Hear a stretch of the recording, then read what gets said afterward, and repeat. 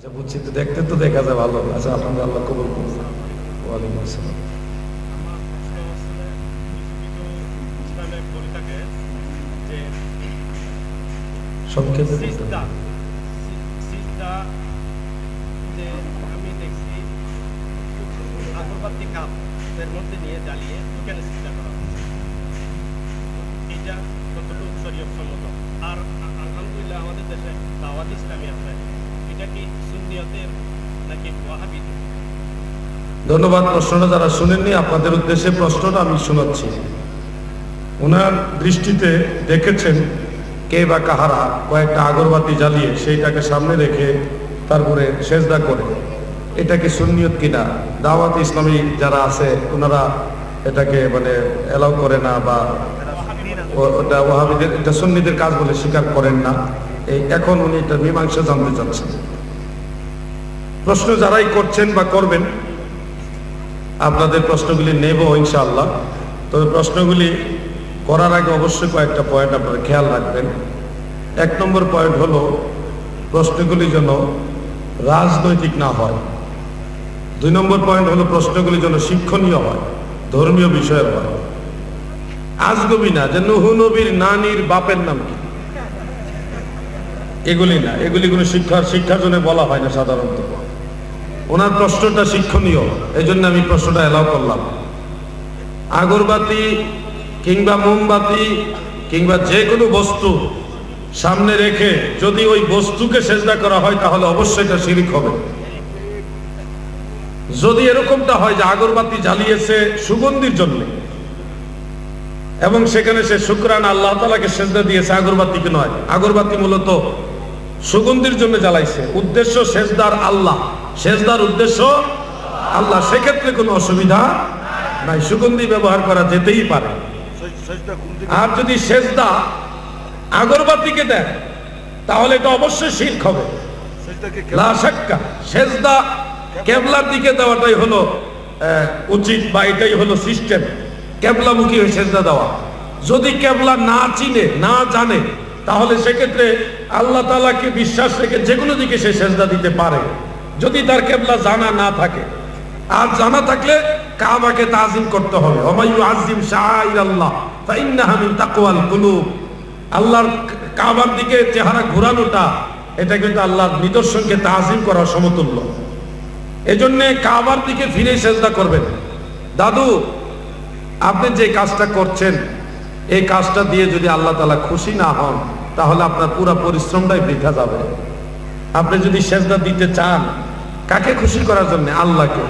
আপনি আগরবাতি জ্বালান না ঘরের এক কোণা রেখে, আপনি 1 মিনিট 2 মিনিট 5 মিনিট কম বেশি আপনি সেজদা দেন, আল্লাহ কাবার দিকে চেহারা করে মুখ ঘুরিয়ে আল্লাহু আকবার বলে সেজদা দিয়ে আপনি আল্লাহর সাথে কথা বলেন, আল্লাহর সাথে কথা বলেন। আমাকে যখন জেলখানায় নিয়েছে, আমি জেলের ভিতরে প্রায় সময় সেজদা করে থাকতাম আল্লাহ তাআলার সাথে, আমার মনের আবেগগুলি বলতাম। আমি আল্লাহর কথা শুনি না, কিন্তু আমার কথা তো আল্লাহ শুনে। আমি জেলের ভিতরে এটা করেছি, জেলখানা গিয়ে সুযোগ পাইলে আমি সেজদায় পড়েছিলাম, লোকদেরকে নিয়ে মিলাদ শরীফ করছি, কিয়াম শরীফ করছি, জিকির আজকার করছি। সেজদা দেন। অতএব আপনাকে এটাই বলবো, কষ্ট করে যে কাজটা আপনি করছেন সেই কাজটা যদি মহান স্রষ্টা আল্লাহ তাআলা সন্তুষ্টির জন্য করে থাকেন, নবীর তরিকা মোতাবেক করে থাকেন, তাহলে নিঃসন্দেহে আপনি আল্লাহ তাআলা রেজামন্দি হাসিল করতে পারবেন। কষ্টটা আপনার কাজে লাগবে। আর যদি এরকম করেন যে আগরবাতিকে সেজদা, কেন আগরবাতি নয়, গোটা এই দুনিয়াতে যা কিছু আছে সবগুলোর মধ্যে আপনি একজন মুমিন হিসেবে সবার চাইতে আপনি শ্রেষ্ঠ। আপনি উপরের লেভেলে হয়ে নিচের মাথা নত করবেন কেন? সেজদা দিব আমরা কাকে? আল্লাহকে। আল্লাহ তাআলা আমাদেরকে সঠিক সুন্নিয়ত বুঝার তৌফিক দান করে, বলেন আমিন। আর দ্বিতীয় আরেকটাই প্রশ্ন করেছেন, কাপড়ে প্রস্রাব করলে যদি দূরত্ব বা কোনো কারণে কাপড় পাল্টানো সম্ভব না হলে মুসল্লি কিভাবে নামাজ পড়বে? বাচ্চারা অথবা কেউ যদি কাপড়ে প্রস্রাব করে বা প্রস্রাব লাগে, সেক্ষেত্রে প্রস্রাব এটা নাপাকি, এই ব্যাপারে কারো কোনো দ্বিমত নাই। এমনকি অনেকে বলে থাকে 6 মাসের শিশুর প্রস্রাব 6 মাস পর্যন্ত পাক থাকে, এরপরে নাপাক হয়। এটাও ভিত্তিহীন কথা। বাচ্চাদের প্রস্রাবও নাপাক। দাদু, পাগলামি করা যাবে না, পাগলামি করা যাবে না, প্রস্রাব নাপাক। প্রস্রাব নাপাক, অর্থাৎ বাচ্চার প্রস্রাব হোক, বড় মানুষের প্রস্রাব হোক, যেটা যদি গায়ে লাগে, কাপড়ে লাগে, অবশ্যই আপনাকে কাপড় চেঞ্জ করতে হবে। কারণ নামাজের 13 ফরজের মধ্যে একটা ফরজ হলো কাপড় পাক হওয়া। আপনারা পড়ছেন না এগুলি বক্তব্যে পড়েননি ভাইজান? অবশ্যই কাপড় আপনাকে চেঞ্জ করতে হবে, অন্যথায় আপনি নামাজ পড়তে পারবেন কিন্তু নামাজ হবে না, আপনি অজুই তো হবে না। 13 ফরজের এক ফরজই আপনার নাই, কাপড় পাক হওয়া। সেক্ষেত্রে আপনি এটা কখনোই করবেন না, অবশ্যই কাপড় চেঞ্জ করে নেবেন। এমন যদি হয় যে আপনি এমন এক জায়গায় সফরে আছেন যেখানে আপনার কাপড় নাই, দ্বিতীয় কাপড় নাই, কাপড় চেঞ্জ করার কোনো সুযোগ নেই, সেক্ষেত্রে আপনি কিছুক্ষণ ওয়েট করবেন, সেই প্রস্রাবটা শুকানোর জন্য সুযোগ দিবেন। রোদের তাপে, বাতাসে আপনি সেই প্রস্রাবটা শুকানোর সুযোগ দিবেন। এরপরে ওই উজর থাকার কারণে আপনি নামাজ আদায় করবেন তায়াম্মুম করে। সেক্ষেত্রে আপনার জন্য এটা আল্লাহ তাআলা ক্ষমা করবেন, আল্লাহ মাফ করবেন এবং কবুল করবেন। কিন্তু নরমালি যে কোনো মানুষের প্রস্রাব এটা নাপাকি, কাপড়ে লাগলে কাপড় পরিবর্তন করতেই হবে। ধন্যবাদ। আরেকবার প্রশ্ন করেছেন, আল্লাহ তাআলা তার রাসূল সাল্লাল্লাহু আলাইহি ওয়াসাল্লামকে কোন নূর দ্বারা সৃষ্টি করেছেন? জাতি নূর নাকি সিফাত নূর? অত্যন্ত জটিল প্রশ্ন। সেজদার ব্যাপারে আলা হযরত যে ফয়সালা দিয়েছে সেটার পক্ষে আমরা। আল্লাহ রসুল সাল্লাল্লাহু আলাইহি সাল্লাম নূর, এটা হলো প্রথম কথা। আর জাতি নূর মাওয়াহিবুল লাদুনিয়ার মধ্যে আছে, তবে ইমাম জুরকানি শরহে মাওয়াহিবের মধ্যে ব্যাখ্যা করে দিয়েছেন এই জাতি নূর বলতে আল্লাহর জাতের অংশ বোঝায়নি, লুমআতুম মিন নূরি বোঝানো হয়নি, আল্লাহর নূরের অংশ বোঝায়নি।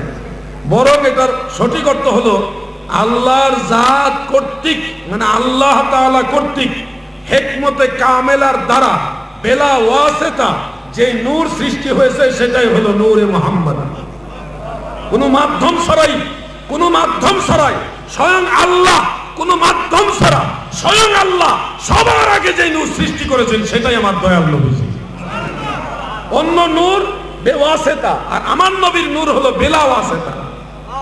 এই জন্য আমরা নবীজিকে নূর বলবো, এটাই হলো সবচেয়ে সুন্দর কথা।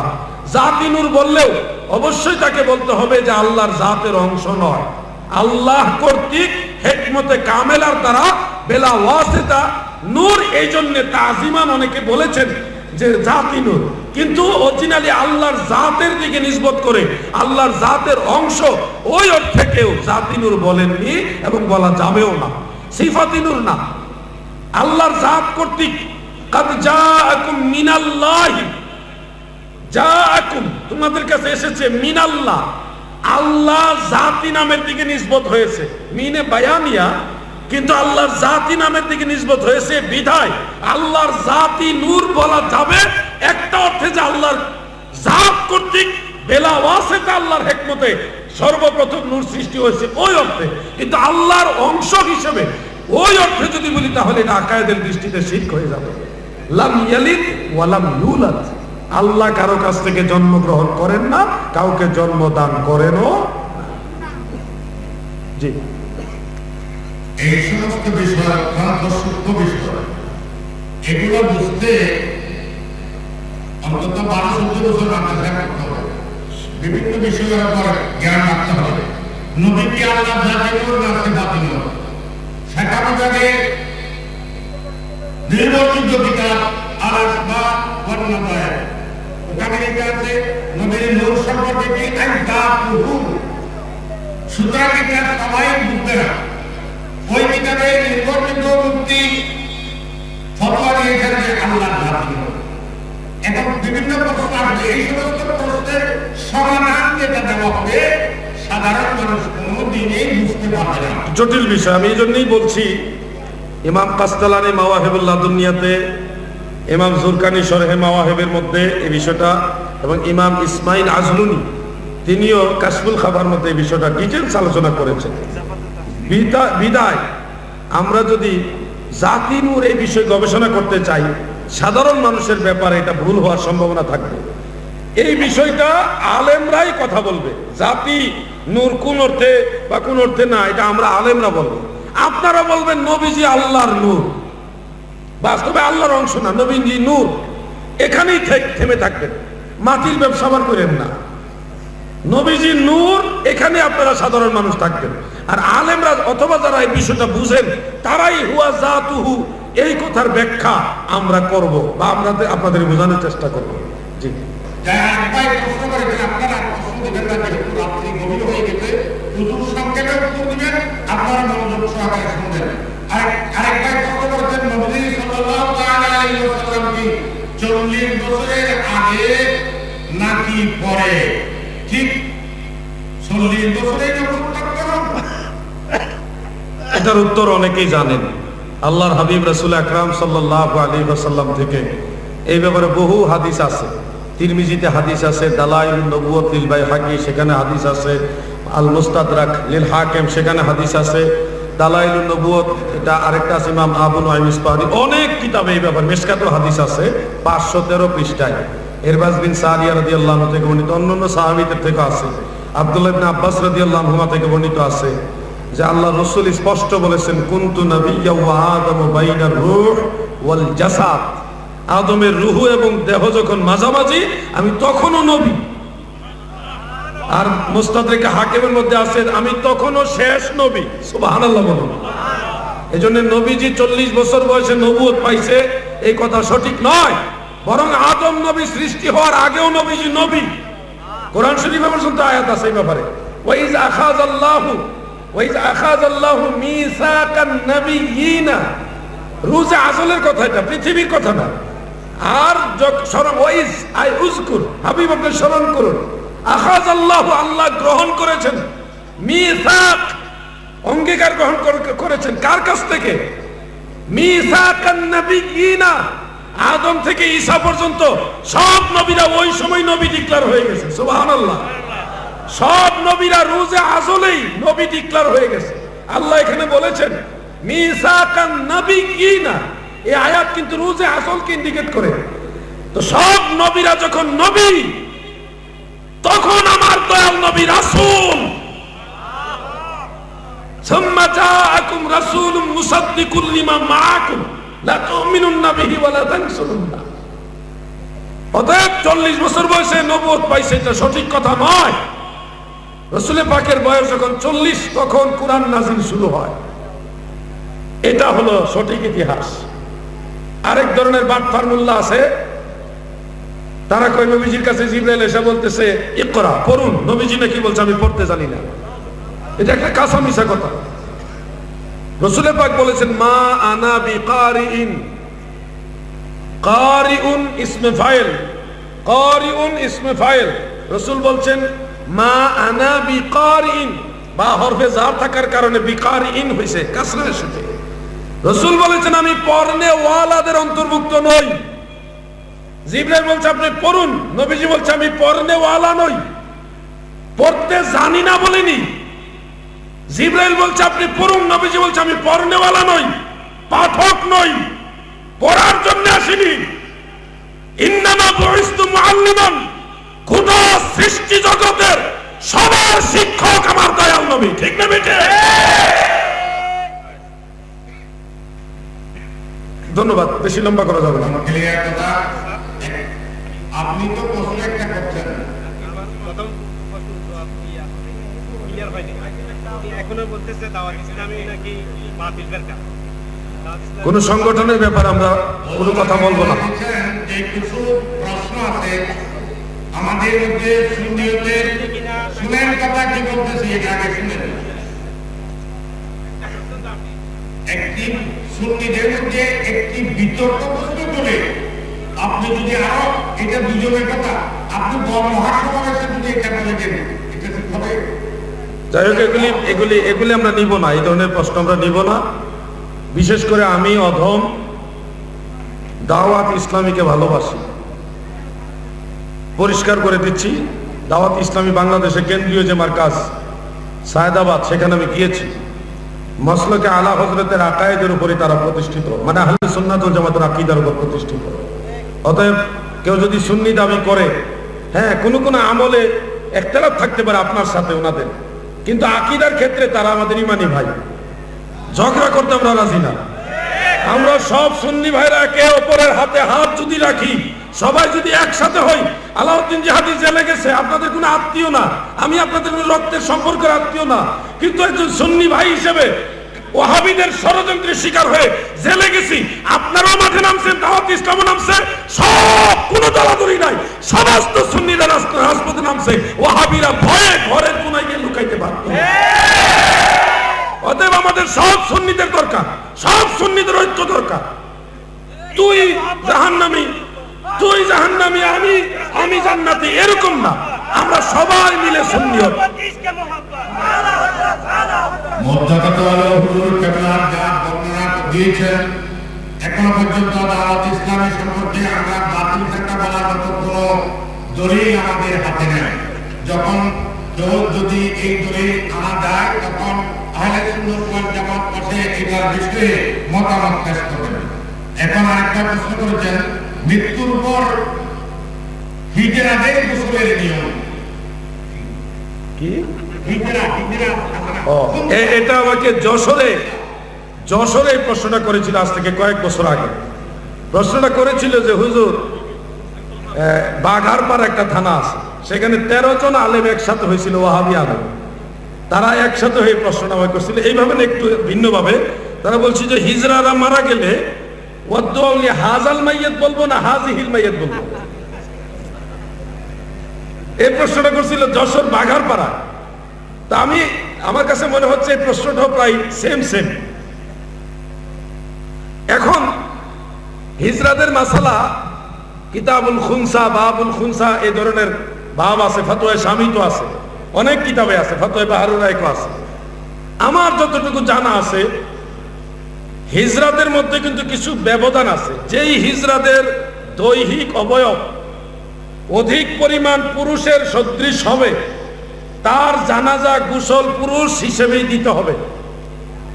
আর যেই হিজরাদের দৈহিক অবয়ব অধিক পরিমাণে মহিলাদের সদৃশ হবে, তার জানাজা গোসল মহিলা হিসেবে দিতে হবে। এটাই হলো আমার জানা মতে এই হিজরাতের মাসালা। অতএব আপনি যদি এর চেয়ে বেশি কিছু জানেন আমাকে জানাবেন, আমি এটা জেনেছি বিধায় এইভাবে বলেছি। ওই 13 জন ওয়াহাবি আলেমও বলছে যে অনেক জায়গায় প্রশ্ন তারা করেছে, কেউ উত্তর দিতে পারে নাই। এজন্য হিজরারাও মানুষ, তাদেরকে সুযোগ করে দিবেন ইবাদতে বন্দেগীতে কাজে কর্মে, তাহলে তারা হিংস্র হবে না। তাদেরকে ভালোবাসা দিবেন, তারাও তো মানুষ, তাদেরকে তো আল্লাহ তাআলা সৃষ্টি করেছেন। তাদেরকে সুযোগ দিবেন, বঞ্চিত করবেন না, বয়কট করে দিবেন না। আল্লাহ আপনাদের সাহায্য করবে যদি তাদেরকে সাহায্য করবে। আল্লাহ তৌফিক দেন, আমিন। আরেকটা প্রশ্ন করেছেন, আল্লাহ তাআলা সকল কিছু সৃষ্টির পূর্বে কি করতেন? এই প্রশ্নটা হলো সাধারণত নাস্তিকরা করে থাকে। সব কিছু করার আগে আল্লাহ কি করতেন? এটা প্যারাডক্সিক্যাল সাজিদ একটা বই আছে, প্যারাডক্সিক্যাল সাজিদ। যদিও আমাদের মতাদর্শী লোক না, সে ভিন্ন মতাদর্শী, সে বইটার মধ্যে খুব সুন্দর উত্তর দিছে। একের আগে কি? জিরো তো কোনো মৌলিক সংখ্যা না, এটা তো কোনো সংখ্যা না। একের আগে কি? একের আগে কোনো সংখ্যাই নাই। অতএব একের আগে কি আছে চিন্তা, সাধারণত একটা সংখ্যা, এটা নিয়ে আমাদের কোনো চিন্তা করার মতো কোনো সুযোগ পাচ্ছি না। যে এক আমরা বানাইছি, মানুষ বানাইছে, 1 2 1 2 ওয়াহিদ ইসনান, এগুলি মানুষ বানাইছে। তো একের আগে কি, এটাই আমরা খুঁজে পাচ্ছি না। আর আল্লাহর আগে কি? আরে বেটা, দাওয়ার সাইতে আসাল্লাম হয়ে গেছে। তো যেই লোক প্রশান্ত মহাসাগরে নামিয়ে দিলে এটা কিনারা খুঁজে পায় না, সে মহান স্রষ্টা রব্বুল ইজ্জত, উনার আগে কি এটা খুঁজতে যাচ্ছে। এটা হলো যে যতটুকু যোগ্যতা নাই এর চেয়ে বেশি লাফালাফি করার। এগুলো শয়তানদের প্রশ্ন, একটা খটকা লাগে প্রশ্ন, নাস্তিকরা করে থাকে। এরপরও সুন্দরভাবে আপনারা প্যারাডক্সিক্যাল সাজিয়ে দেব, এটা দেখলে পেয়ে যাবেন। আর দিবেন প্রশ্ন? আচ্ছা ঠিক আছে। আরেকটা প্রশ্ন, এটাও আত্মঘাতী প্রশ্ন। যেমন এখানে একজন রোজা দাওয়াত ইসলামী সম্পর্কে আমরা দাওয়াত, এই প্রশ্নটা এড়াই যান, আর যায়েন না সামনে। এগুলো নিয়ে শুনলে মধ্যে আত্মমনজ্ঞ, ফাটল, বিভ্রান্তি, মতামত। আরো আরেকটা প্রশ্ন ছিল, যদি আমার হাতে সিলপুর যা আছে, এখানে যদি একটা আপনার কাছে না দিই, সেটা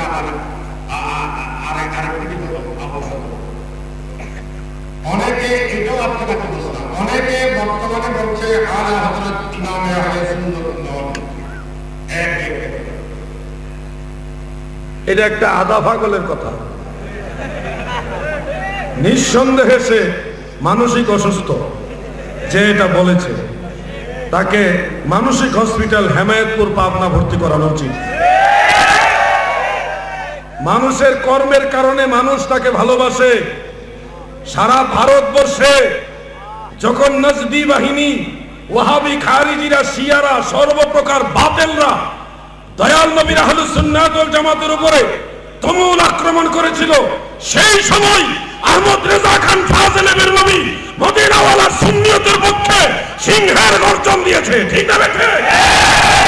সারা ভারতবর্ষে সমস্ত মুসলমানরা দুইজন ব্যক্তির কাছে ঋণী। একজন ব্যক্তি হলো হাজার বছরের মুজাদ্দিদ শায়েখ আহমদ সেরহিন্দি মুজাদ্দিদ আল ফেসানি রাহমাতুল্লাহ আলাইহি, যিনি আকবরের খিচুড়ি ধর্ম, দ্বীনে ইলাহি, বানাইন্না ধর্মের খপ্পর থেকে দয়াল নবীর দ্বীন ইসলামকে জিহাদ করে পবিত্র রেখেছেন। এজন্য সমস্ত মুসলমান মুজাদ্দিদ আল ফেসানির কাছে ঋণী। আর ইসলামের 73 ফেরকার 72 ফেরকাই তো জাহান্নামী, একটা ফেরকাই জান্নাতি, আহলে সুন্নাত ওয়াল জামাত। যখন এই আহলে সুন্নাত ওয়াল জামাতের উপরে তুমুল আক্রমণ হয়েছে, ওই সময় গোটা ভারতবর্ষ এবং ভারতের বাইরেও, সেই আরব জাহান সহ, আফ্রিকা সহ সারা পৃথিবীব্যাপী সুন্নিয়তের পক্ষে কলম সম্রাট হিসেবে নিজেকে প্রকাশ করেছেন, সুন্নিয়তকে চাঙ্গা রেখেছেন, সুন্নিয়তকে পুনর্জীবন দিয়েছেন, অথবা সুন্নিয়তের সেই জোয়ার আবার ভাসমান করেছেন। সেই ব্যক্তি হলো আহমদ রেজা খান ফাজেলে বেরলভী, তিনাকে বলা হয় ইমামে আহলে সুন্নাহ।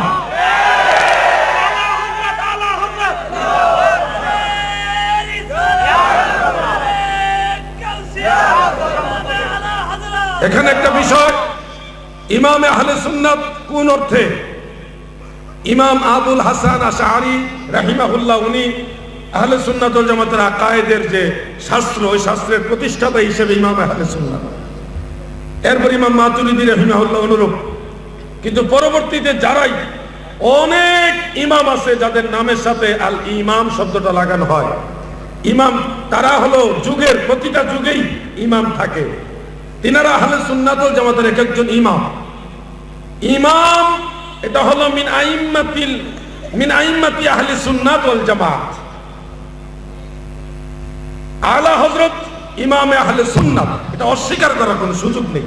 হিংসুকরা শুনো, আমি সৈয়দ আহমদ বেরলভী রাহমাতুল্লাহ আলাইহি সিলসিলার লোক, এরপর আমি বিশ্বাস করি আলা হযরত ইমামে আহলে সুন্নাত। কারণ এতে আমার কোন ইজ্জত কমবে না। আমি সত্য স্বীকৃতি দিয়েছি, সত্য জানি এবং মানি, সত্যকে মানার চেষ্টা করি।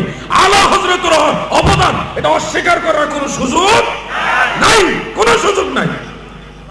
সমস্ত আকাবিরদের অবদান স্বীকার করে নেন।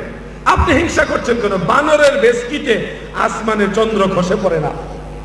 বানর যত জোরে বেসকি মারুক, আসমানের চন্দ্র খসে পড়বে? কখনই পড়বে না। সমস্ত আকাবিরিন যারা আছেন, ওনাদের অবদানগুলি স্বীকার করে নেন, আর সবাই মিলে সুন্নিয়তের কাজে ঐক্যবদ্ধভাবে সামনের দিকে এগিয়ে যান। আল্লাহ তাআলা কবুল করুক, আমিন। শেষ, আজকে আর হবে না, ভবিষ্যতে ইনশাআল্লাহ। আচ্ছা, খুব কা বলো বলো বড় মানুষ বলো। আমি কোন মুশরিককে ফতোয়া করতেছি না। এক পীরের মুর্শিদেরা পীরেরা সাজিদা দেয়, এইটা নাকি এরা বলতেছেন না, এটা কি সাজিদা আপনার ফাতিমে? বুঝতে পারছি। সেজদা দুই প্রকার, একটা ইবাদতের সেজদা আর একটা তাজিমের সেজদা। অন্যান্য নবীদের জামানায় তাজিমের উদ্দেশ্যে নবীদেরকে, বিশেষ আল্লাহর বান্দাদেরকে সেজদা করা বৈধ ছিল। শরীয়তে মুহাম্মাদীতে, আমাদের দয়াল নবীজির শরীয়তে তাজিমের উদ্দেশ্যে সেজদা এটা মানসুখ হয়ে গেছে, রহিত হয়ে গেছে। তবে আল্লাহর হাবিব রাসূল আকরাম সাল্লাল্লাহু আলাইহি সাল্লাম পীর মুর্শিদের কদমবসি করার জন্য অনুমতি দিয়ে গেছে। নবীজি নিজেও কদমবসি গ্রহণ করেছেন। আবু দাউদ শরীফের 709 পৃষ্ঠায়, মেশকাতের 402 পৃষ্ঠার মধ্যে উল্লেখ, وعن زار رضي الله عنه وكان في وفد عبد القيس قال لما قدمنا المدينة فجعلناه نتبذر من رواحلنا فنقبل يد النبي صلى الله عليه وسلم ورجله رواه أبو داود قال ابن حجر اسنده جيد হযরত জারে রাদিয়াল্লাহু আনহু যিনি আব্দুল কায়েস গোত্রের প্রতিনিধির প্রধান ছিলেন তিনি মদিনা শরীফে বাহিনী নিয়ে আসলেন যার বাহন থেকে দ্রুত গতিতে নামলেন নামার পরে আল্লাহর হাবিবের নুকাব্বিলু ইয়াদান নাবিয়্যা তেনারা বলতেছে আমরা সবাই নবীজির হাত মুবারকের চুমা খাইলাম ওয়া রিজলাহু নবীজির কদম বুসিও করলাম অতএব ইসলামী শরিয়ার দৃষ্টিতে পীর মুর্শিদ মা বাবা বুজুর্গ উস্তাদের কদম বুসি করা সুন্নতে সাহাবা এটা জায়েজ 1000 লক্ষ কোটি বার জায়েজ মুর্শিদে কামেলের কদম বুসি করবেন সেজদা নয় কদম বুসি করবেন তবে অনেক সময় মুরিদ তার পীরের কদম বুসি করছে এটা আবার দূর থেকে অনেকে মনে করে সেজদা করছে আমি অনুরোধ করব স্থান কাল পাত্র বুঝে কাজ করবেন যেন ফিতনা সৃষ্টি না হয় বুঝলে বুঝপাতা না বুঝলে তেজপাতা কদম বুসি করবেন সেজদা নয় কদম বুসি একটা আসলি আর একটা হলো মাজাজি ধরেন অনেক সময় ডাইরেক্ট পায়ে চুমা দিলে মানুষ মনে করবে এটা সেজদা দিছে এই জন্য সেক্ষেত্রে পায়ে অনেক এটা সুন্নত তরিকা বলছি না এটা হলো শাহ আব্দুল আজিজ মুহাদ্দিসে দেহলভী রহমাতুল্লাহ আলাইহি তিনি এভাবে লিখেছেন যে পায়ের মধ্যে হাত লাগিয়ে সে হাতটা চুম্বন করবেন এটা মাধ্যমে এটা ফিতনার আশঙ্কার সময় তো বিশেষ মজলিসে আপনারা পীর মুর্শিদ মা বাবার কদম বুসি করবেন আল্লাহ তাআলা বোঝার তৌফিক দেন